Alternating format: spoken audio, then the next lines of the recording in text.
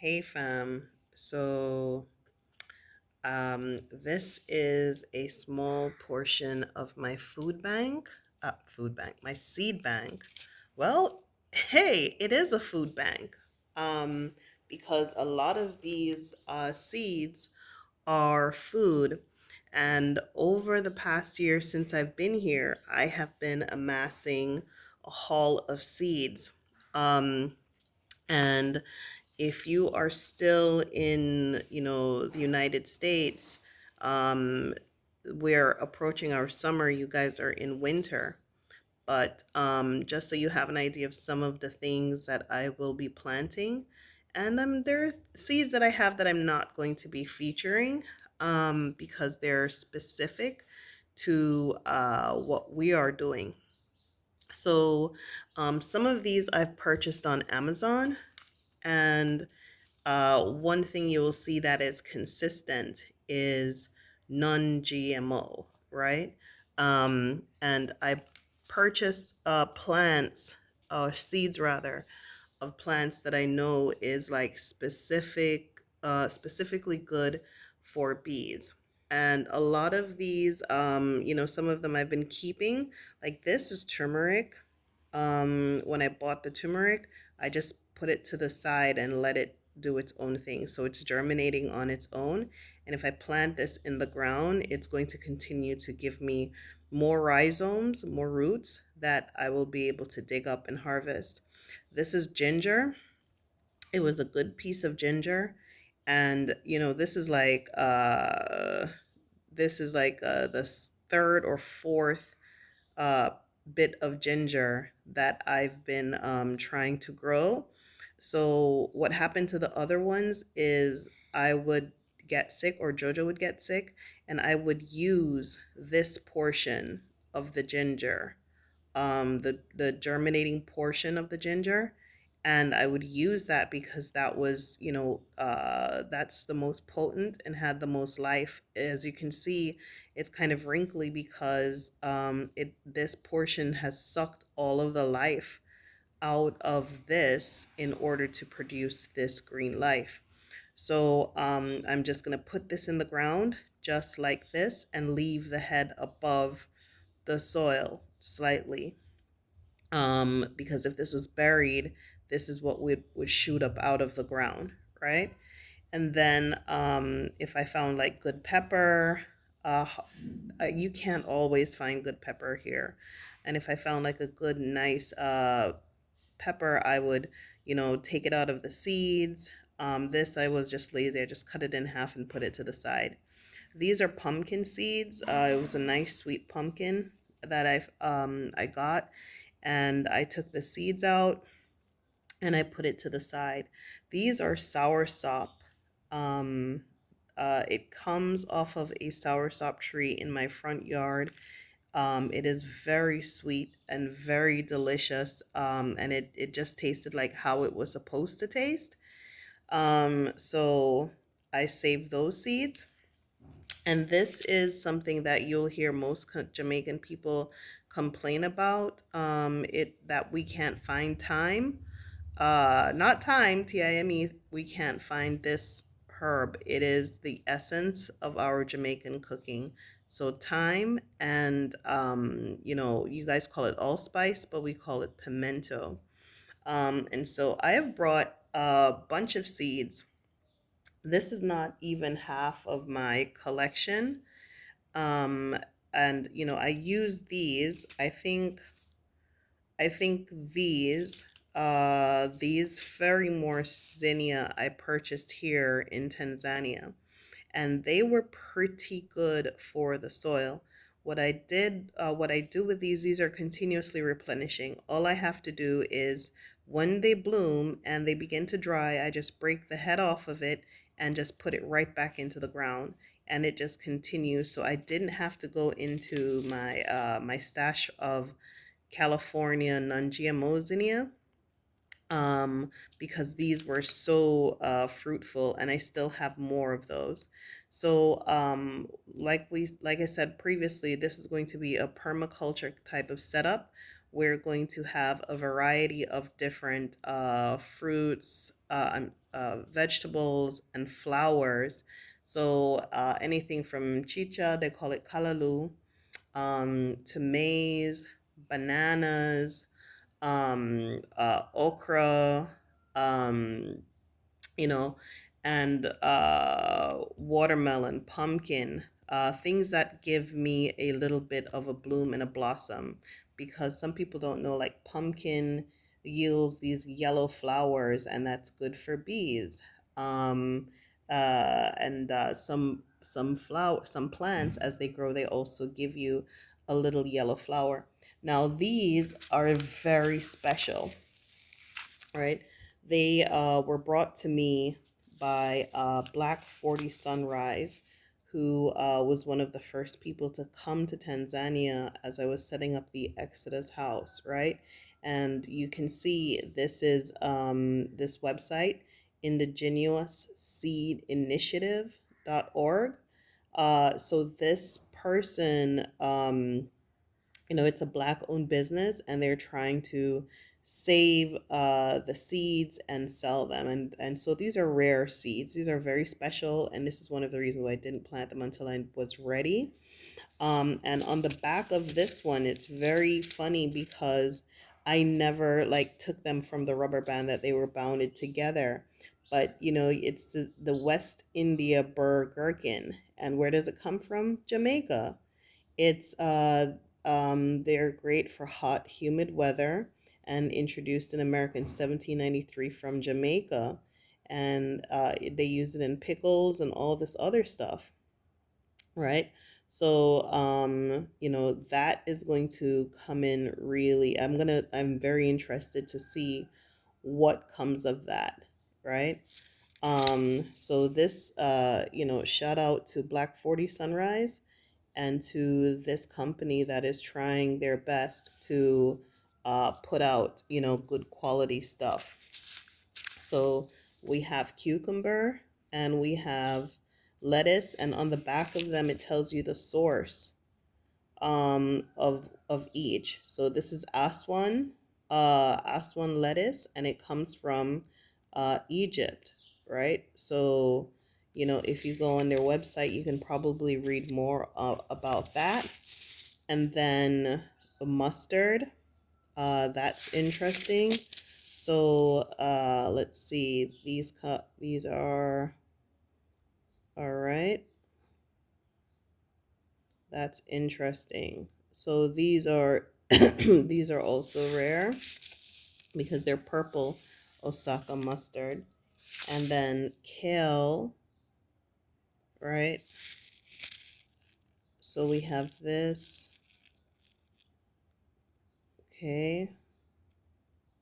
And it probably comes from Latin America, that particular kale. And Egyptian spinach. Okay, that's gonna be interesting. And this is watermelon from the Congo. So I have a couple of different watermelons that I'm going to try. Um, so let's see. Right, so we're gonna try the watermelon. That watermelon. I also have black diamond watermelon seeds, right?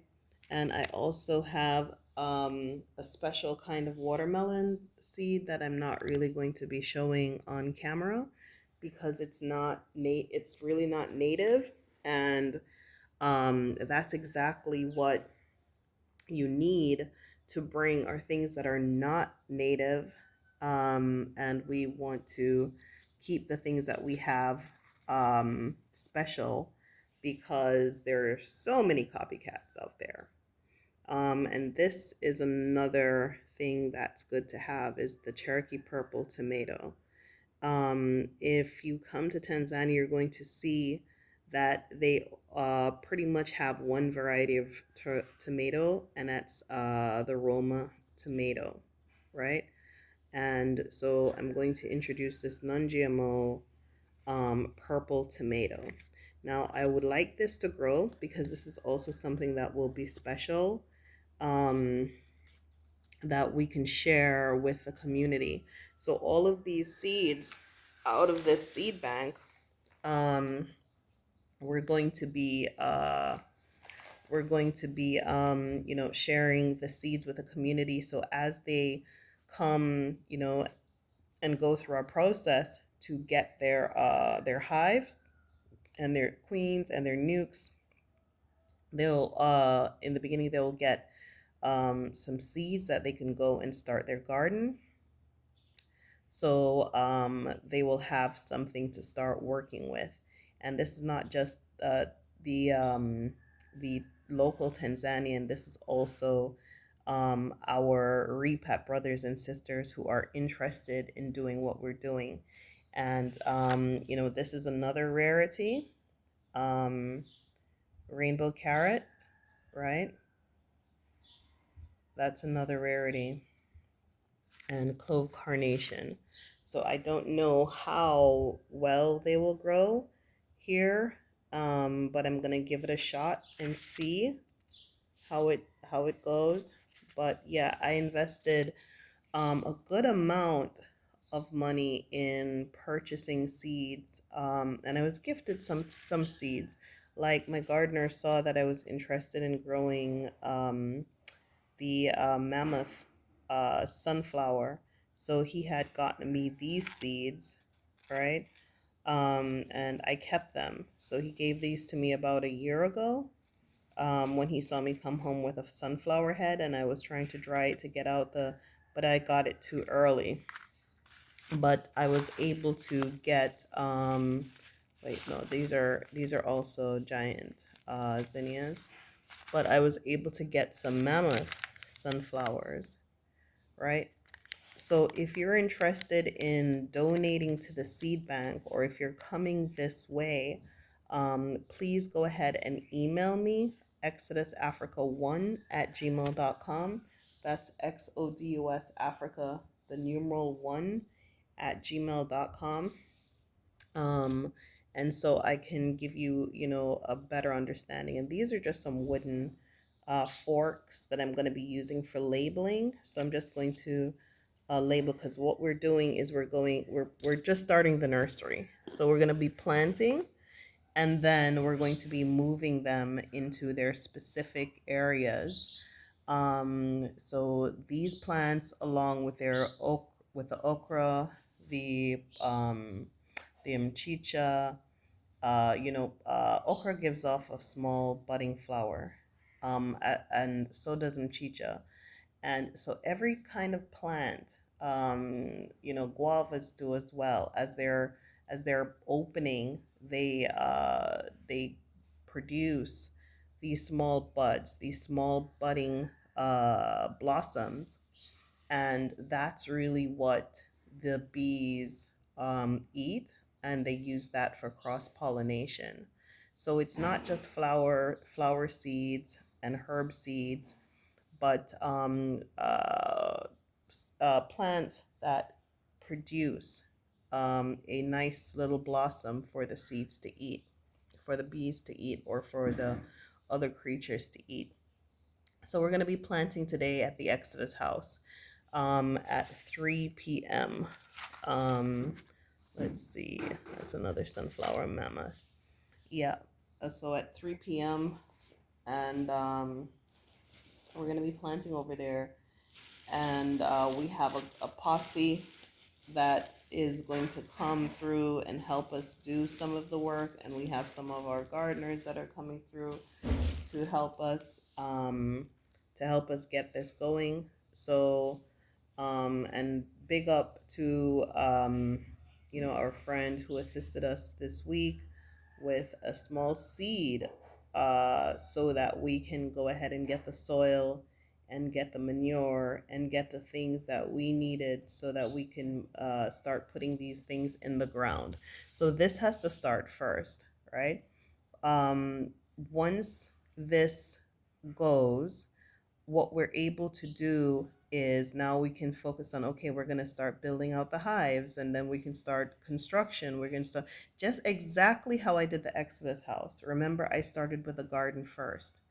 For those of you who don't remember, I started construction, But then the next thing I attacked was that front lawn. The front lawn was nothing but like uh, dust, right? And that Bob Marley circle was nothing but dust. So I had to, buy soil and then buy manure and then buy grass and buy all kinds of things to get it to where it is this beautiful green space at the moment. So as we're building and we're doing our construction and we're doing everything else, this is exactly what my plan is that when we're finished with doing everything that we need to do, at least we will, we'll have something in the ground. So that's what I'm up to today. Um, this is a small portion of what I'm going to be doing. If you have any ideas for some other plants that I can plant, that will, be beneficial, because even in these seeds, when, like I said, like I can always break off the zinnias and add them to the bank. So all plants are replenishing, right? When you get a sweet pepper, you can get the seeds out of that sweet pepper. All plants are replenishing, but we're looking for specific plants that give us little things that, number one, it is beneficial for the pollinators, uh, the butterflies and the bees, and two, that's useful for us to eat, right? And three, that it can be grown easily. So whether that's going to be, you know, uh, giving out giving out sunflower seeds or giving out zinnia seeds or whatever it is that we can do to create more versatility in the biosphere that we're looking to create for the bees that we're going to be raising. And I know I have some local Tanzanian people who have, messaged me and shown me their pictures of the places where they want to raise their bees. And man, I'm so happy about that. Keep them coming. But you also need a source of water, right? Remember, it's a living animal like every other animal. They need water and they need, water, shade, and things to eat, right?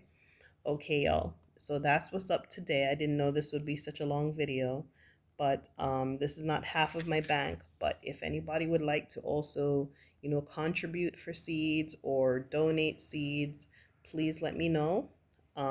Because the more I have, the more I can disperse and distribute to the community faster. Okay, thank y'all. Bye bye.